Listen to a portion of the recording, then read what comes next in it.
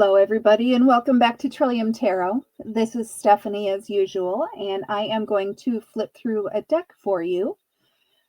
This is the Moon Magic Tarot deck.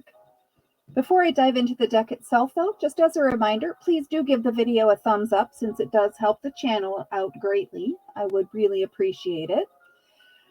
This deck has elements of artwork that is very similar to the original Pamela Coleman Smith artwork on the traditional, the classic deck that we all know and love. So this is the back of the cards. And you'll see that these are not as illustrated as the full cards are, but they have enough of the elements that it's just kind of a nice variation to have. In the Hierophant, you have the keys. And the Lovers, you have the Chariot. You have the Chariot and the Canopy, but you don't have the Sphinxes. The Strength. The Hermit is the Lantern. And the Six-Pointed Stars. So I really like this deck. It's just kind of a nice, I don't want to say distraction. Maybe variation really is the best term that I can come up with. The moon is the same, except it doesn't have the river and the columns, those towers that look like columns. And you end up with the world. So we'll move the major arcana out of the way, and we'll quickly flip through the Suit of Swords. These are mostly more pip, minor arcana. They do have illustrations on the full cards, but primarily it's just the number of, in this case, swords on each of the individual cards. Here we have the Page of Swords and the Knight. I believe all the knights in this deck are shields. So we'll see once we get through the Suit of Wands.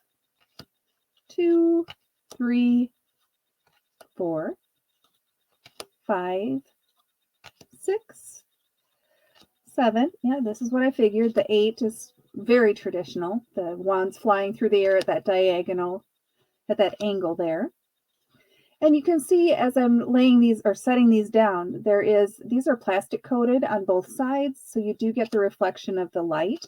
They are very sturdy cards, but since they are plastic coated on both sides, the thickness of the deck is significantly thicker than if it was just the cardstock, like in traditional or more traditional, the smaller size tarot decks.